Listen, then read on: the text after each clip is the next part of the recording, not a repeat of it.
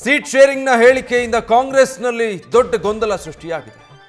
ಒಪ್ಪಂದ ಆಗಿತ್ತು ಅಂತ ಹೇಳಿಕೆ ನೀಡಿದ್ದ ಡಿಸಿಎಂ ಡಿಕೆಶಿ ಮತ್ತೊಂದು ಕಡೆ ಯಾವುದೇ ಒಪ್ಪಂದ ಇಲ್ಲ ಅಂತ ಕಡ್ಡಿ ಮುರಿದ ಹಾಗೆ ಸಿಎಂ ಸಿದ್ದರಾಮಯ್ಯ ಹೇಳಿದರು. ಸಿಎಂ ಡಿಸಿಎಂ ಹೇಳಿಕೆಗಳಿಂದ ಶಾಸಕರು ಸಚಿವರು ಗೊಂದಲಕ್ಕೆ ಸಿಲುಕಿದ್ದಾರೆ. ಈಗ ನಾವು ಯಾರ ಪರ ನಿಲ್ಲಬೇಕು ಅನ್ನೋದು ಅವರ ಕನ್ಫ್ಯೂಷನ್. ಒಂದು ರೀತಿ ತಳಮಳದಲ್ಲಿದ್ದಾರೆ ನಾಯಕರು. ಯಾಕಂದ್ರೆ ಮುಖ್ಯಮಂತ್ರಿಗಳು ಒಂದು ಹೇಳಿಕೆ ಕೊಟ್ಟರೆ ಉಪಮುಖ್ಯಮಂತ್ರಿಗಳು ಮತ್ತೊಂದು ರೀತಿ ಹೇಳಿದ್ದಾರೆ. ವ್ಯತಿರಿಕ್ತವಾದಂತಹ ಹೇಳಿಕೆಗಳು ಇದು ಕಾಂಗ್ರೆಸ್ ಪಾಳಗದ ಶಾಸಕರು ಸಚಿವರಲ್ಲೇ ಗೊಂದಲವನ್ನು ಹುಟ್ಟಾಕಿದೆ. ನಮ್ಮೊಳಗೆ ಒಪ್ಪಂದ ಆಗಿದೆ ಅಂತ ಮೊದಲಿಗೆ ಡಿಸಿಎಂ ಡಿಕೆ ಶಿವಕುಮಾರ್ ಹೇಳಿದ್ರೆ ಯಾವುದೇ ಒಪ್ಪಂದ ಆಗಿಲ್ಲ ಅಂತ ಸಿಎಂ ಸಿದ್ದರಾಮಯ್ಯ ಹೇಳಿದ್ರು. ಸೊ ಆಂತರಿಕವಾಗಿ ಇದು ಕಾಂಗ್ರೆಸ್ನ ಪಾಳೆಯದಲ್ಲೇನೆ ಕನ್ಫ್ಯೂಷನ್ಗೆ ಕಾರಣ ಆಗಿದೆ.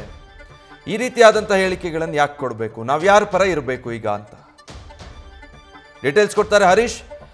ಈಗ ಡಿಸಿಎಂ ಸಂದರ್ಶನದಲ್ಲಿ ಕೊಟ್ಟಂತ ಹೇಳಿಕೆ ಅದಾದ್ಮೇಲೆ ಅದಕ್ಕೆ ನಿನ್ನೆ ಮಂಡ್ಯದಲ್ಲಿ ಸಿದ್ದರಾಮಯ್ಯ ಕೊಟ್ಟಂತ ರಿಯಾಕ್ಷನ್ ಕಾಂಗ್ರೆಸ್ ಪಾಳೆಯದಲ್ಲಿ ಕನ್ಫ್ಯೂಷನ್ ಕ್ರಿಯೇಟ್ ಮಾಡಿದ್ಯಾ? ಖಂಡಿತವಾಗಿ ವಿಜಯ್, ಯಾಕಂತಂದ್ರೆ ಅಧಿಕಾರ ಹಂಚಿಕೆ ಸೂತ್ರ ಅನ್ನುವಂಥದ್ದು ಏನಿದೆ ಅದು ಮತ್ತೆ ಕಾಂಗ್ರೆಸ್ ನಲ್ಲಿ ಮುನ್ನೆಲೆಗೆ ಬಂದಿದೆ. ಸೊ ಸಿಎಂ ಗಾದಿ ವಿಚಾರಕ್ಕೆ ಸಂಬಂಧಪಟ್ಟಂಗೆ ಒಂದಷ್ಟು ಕೂಡ ಗೊಂದಲಕ್ಕೆ ಎಡೆ ಮಾಡಿಕೊಟ್ಟಿದೆ. ಒಂದ್ ಕಡೆ ಡಿಸಿಎಂ ಡಿಕೆ ಶಿವಕುಮಾರ್ ಅವರು ಒಂದು ಅಧಿಕಾರ ಹಂಚಿಕೆ ಸೂತ್ರ ಇದೆ, ಅದು ಸಂದರ್ಭ ಅಲ್ಲ, ಬಂದಾಗ ಮುಂದಿನ ದಿನ ಹೇಳ್ತೀನಿ ಅನ್ನುವಂತ ಮಾತನ್ನು ಹೇಳಿದ್ದಾರೆ.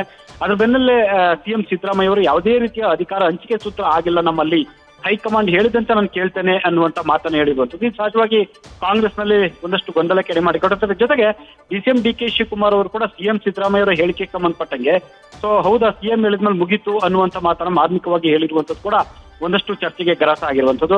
ಸೊ ಏನು ಸರ್ಕಾರ ರಚನೆ ಆರಂಭದ ಹಂತದಲ್ಲಿದ್ದಂತಹ ಅಧಿಕಾರ ಹಂಚಿಕೆ ವಿಚಾರ ಏನಿತ್ತು ಅದು ಇದೀಗ ಮತ್ತೊಮ್ಮೆ ಪುನರಾವರ್ತನೆ ಆಗಿರುವಂತದ್ದು ಕೂಡ ಕಾಂಗ್ರೆಸ್ ಅಲ್ಲಿ ಎದ್ದು ಕಾಣಿಸ್ತಾ ಇದೆ.